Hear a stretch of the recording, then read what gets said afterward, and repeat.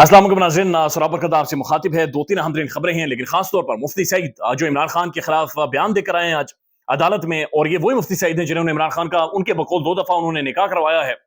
उन्होंने बयान दिया है, लेकिन उस बयान के दौरान जो साफी बता रहे हैं कि एक जगह पर जज साहब ने जब एक सवाल किया या एक बात कही, इस पर मुफ्ती साहब का पहले रंग पीला हुआ, फिर नीला हुआ, फिर काला हुआ, और फिर पता नहीं कौन सा रंग आया। वो कहते हैं हमें पता ही नहीं है ये कौन सा रंग है जो मुफ्ती साहब के चेहरों के ऊपर आ रहा है। और उसके बाद मीडिया से भी मुफ्ती साहब ने बातचीत नहीं की और जल्दी खिसक गए। मुफ्ती साहब एक टाइम पर बताया जा रहा है कि गजनी भी बने, उनकी यादाश्त भी गायब हुई कुछ जगहों के ऊपर। वो क्या है वो आपके सामने रख देते हैं। फिर एक और बड़ा इंपॉर्टेंट मामला है कि जो हमारी मुअज़्ज़ज़ अदालत है, मुअज़्ज़ज़ अदालत ने कहा है कि इमरान खान का जेल के अंदर ट्रायल होगा, लेकिन मीडिया भी अलाउ होगा, पब्लिक भी अलाउ होगी। लेकिन यहां पर एक बट लगा दिया, बट ये चीजें होंगी तब मीडिया भी अलाउ होगा, ये चीजें होंगी तब अवाम भी अलाउ होगी। तो एक बड़ी बारीक कार्रवाई डाली गई है, वो आपको बताते हैं। लेकिन जो सबसे बड़ी एक तलवार तहरीक इंसाफ के ऊपर लटकाई गई है, एक मामला जिसे उलझा दिया गया है, वो है इंट्रा पार्टी इंतखाबात। बुनियादी तौर पर इमरान खान को चेयरमैन तहरीक इंसाफ, एक पार्टी जो इमरान खान ने 27 साल लगाकर खड़ी की, उसकी चेयरमैनशिप से खान को हटाना है। यानी खान के पास जो ओहदा मौजूद है, जो पार्टी का कंट्रोल मौजूद है, बाज़ाहिर कोशिश की जा रही है कि खान को उस ओहदे से, वो जो टॉप के ऊपर खान बैठा हुआ है, वहां से खान को हटाया जाए, किसी और को टॉप के ऊपर बैठाया जाए, उसे कंट्रोल करने की कोशिश की जाए या मैनेज करने की कोशिश की जाए। लेकिन ये कैसी बेवकूफी है, यानी आप अंदाजा लगाइए। इट्स ऑल अबाउट खान, ये तहरीक इंसाफ नहीं है, इट्स ऑल अबाउट खान। आज भी पाकिस्तान में नारे लगते हैं तो इमरान खान के नारे लगते हैं, लोग पीछे आते हैं तो खान के पीछे आते हैं। जो सारा सिस्टम के साथ जो कुड़मस मचा हुआ है, जो टक्कर लगी हुई है, जो माथे जुड़े हुए हैं, जो सिंह आपस में फंसे हुए हैं, खान के साथ फंसे हुए हैं पूरे सिस्टम के, सबके पूरों ने, सब ने जो जोर लगाया हुआ है, बड़े बड़े ने जो जोर लगाया हुआ है, वो खान के साथ लगाया हुआ है। तो इन चीजों से होगा कुछ नहीं, लेकिन बहरहाल एक कुड़मस जरूर डाल दिया गया है। वो शायर क्या खूब कहता है, वो कहता है कि कहानी आप उलझी है या उलझाई गई है, ये अक़दा तब खुलेगा तमाशा जब खत्म होगा। और यकीन करें कि तमाशा जब खत्म होगा तो ऐसी ऐसी कहानियां सामने आएंगी कि कहानियां लिखने वाला या तारीख लिखने वाला लहू के आंसू रोएगा, वो चीखेगा, तारीख खुद चीखेगी कि पाकिस्तान में क्या जुल्म होता रहा, क्या ज्यादती होती रही, क्या तबाही, कितना बड़ा मॉरल कानूनी, कितना बड़ा कोलैप्स जो पाकिस्तान के अंदर हुआ है।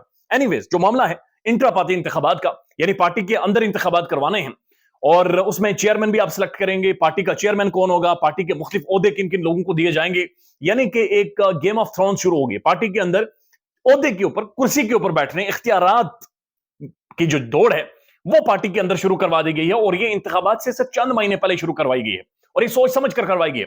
ये ऐसे ही है जैसे हड्डी फेंक दें आप किसी के सामने, यानी लड़वाने की कोशिश की गई है और ये मामला चलाने की कोशिश की गई है। अब इमरान खान ने जो यहां पर एक मॉरल स्टैंड लिया है, शेर अफजल मरवत साहब ये ट्वीट करते हैं कि खान ने जेल के अंदर बड़ा वाजे किया कि मेरी बहनें, मेरी बीवी या मेरे कोई भी रिश्तेदार, मेरे बहनों वगैरह कोई भी रिश्तेदार किसी भी पार्टी के ओहदे के लिए इंतखाबात नहीं लड़ेगा।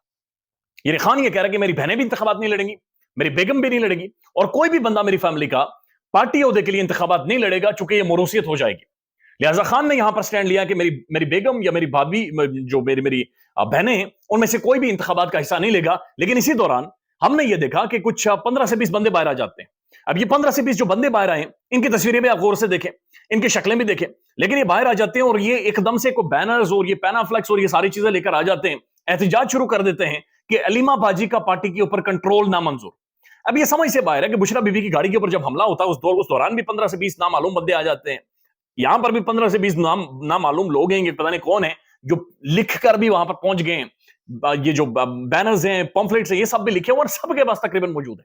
ये लिखने वाला कौन है, ये बंदे कौन है, ये कहां पर होते हैं, कैसे आते हैं, कैसे पहुंचते हैं, कैसे एहतजाज रिकॉर्ड करवाते हैं, ये समझ से बाहर है। लेकिन जब जो ही कोई सिचुएशन बनानी होती है, ये लोग वहां पर पहुंच जाते हैं। अब मामला है इद्दत का, मुफ्ती सईद का मामला, इद्दत का वो मामला जहां पर खबर मानी का ये कह रहा है कि इमरान खान मेरी बीवी के साथ, मेरी बीवी खान के पास जाती रही। बुशरा बीबी को, यानी अपनी बेगम को, अपने बच्चों की मां को, वो एक बेगैरत शख्स उसे बदनाम कर रहा है, जलील कर रहा है। लेकिन यहां पर यह भी बात ठीक है कि क्या पता किस लेवल की मजबूरी खबर मानिका के ऊपर है, किस दर्द, कर्ब और प्रेशर से वो गुजर रहा है। यानी उनके भाइयों से जब मेरी बात हुई थी टेलीफोन पर, अता मानिका या वगैरह से, उनका यह कहना था कि जब से ये जेल से छूटा है खबर मानिका, इन्हें फॉलो किया जा रहा है, इन्हें किसी से मिलने नहीं दिया जा रहा, किसी के साथ बैठने नहीं दिया जा रहा, चाय नहीं पीने दी जा रहा, रोटी नहीं खाने किसी के साथ दी जा रही। लिहाजा इसे बिल्कुल सेपरेटली रखकर एक ट्रेनिंग से गुजर रहा है, कैसे माहौल से गुजर रहा है। अब मुफ्ती सईद साहब जिन्होंने इमरान खान साहब का निकाह पढ़ाया, वो अदालत में गए और जाकर अदालत के सामने उन्होंने बयान देना था। लेकिन बयान वो फरले से देखकर पढ़ रहे थे, पेपर से लेकर, लेटर से देखकर कोई पढ़ रहे थे।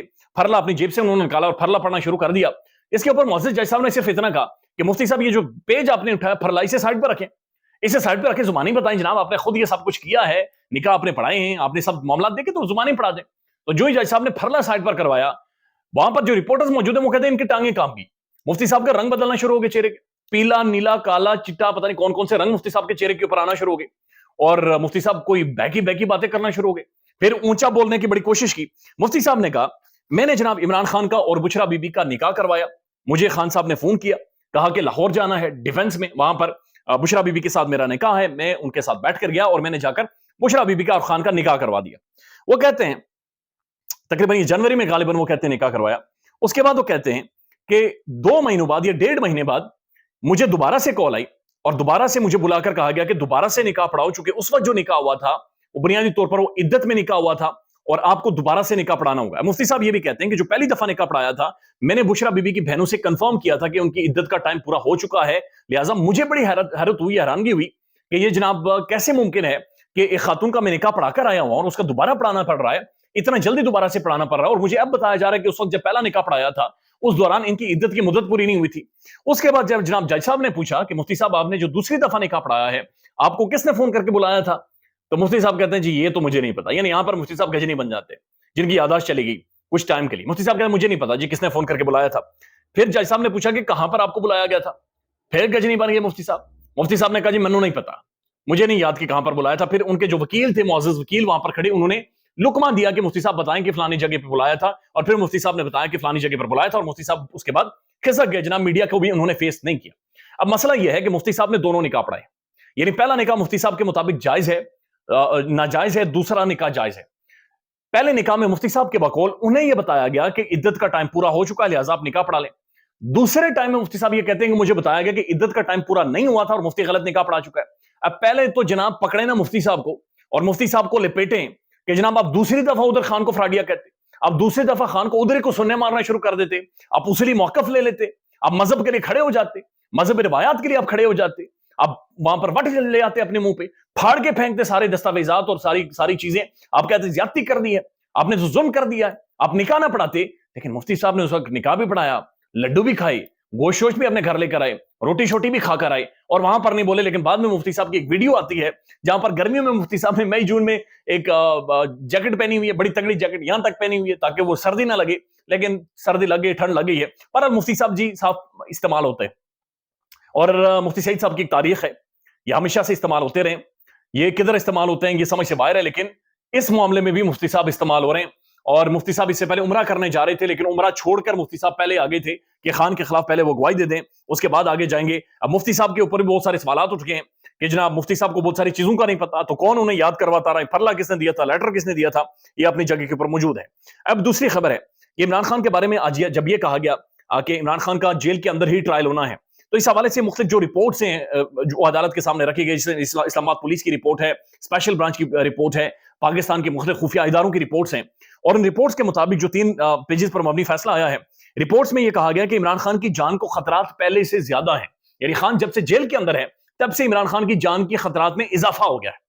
یعنی باہر تھا، کبھی اسلام آباد، کبھی لاہور، کبھی اس کوٹ، کبھی اس کوٹ بلایا جاتا تھا، تب جان کو اتنا خطرہ نہیں تھا.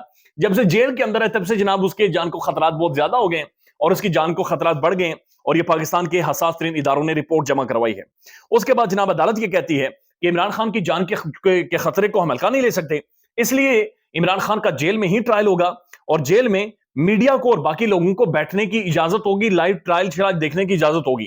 اب یہاں پر عدالت کیا کہہ رہی ہے کہ جناب اس میں بھی ایک چیز موجود ہے کہ جو بھی اجازت میڈیا کو یا عام افراد کو ہوگی وہ جیل رولز، جیل مینول اور لوگوں کی گنجائش کے مطابق ہوگی. یہ اڈیالہ جیل کے اندر کتنی گنجائش ہوگی، جیل مینول کیا ہے، جیل رولز کیا ہیں، وہ کبھی بھی سپرنٹینڈنٹ کچھ بھی بنا سکتے ہیں. یعنی ایک دن میں جاؤں کہیں گے ٹھیک ہے، اگلے دن کہیں گے نہیں ٹھیک. اور جیل کے اندر جو کیپیسٹی ہے وہ کون ڈیسائیڈ کرے گا، کتنی کیپیسٹی، کتنے لوگ اندر آ سکتے ہیں یا نہیں آ سکتے. تو یہ جو ٹیکنیکل معاملات کھڑے کر دیے ہیں، یہ معاملہ جو جیل کی انتظامیہ کے اوپر پھینک دیا گیا، اس کا مطلب نہ ہی سمجھے. اس کا مطلب یہ سمجھ لیں کہ کچھ مخصوص صحافیوں کو اندر لے جایا جائے گا، وہ رپورٹ کریں گے، باقیوں کے لیے جگہ بھی ختم ہو جائے گی، باقیوں کا اندر جانا بھی منع کر دیا جائے گا، اور باقیوں کے لیے بہت زیادہ مشکلات ہوں گی. لہٰذا خان کا ایک سیکرٹ ٹرائل، خفیہ ٹرائل، بند دروازوں کے پیچھے، بند سلاخوں کے، اونچی اونچی دیواروں کے پیچھے کرنا ہے، اور وہی ہوگا.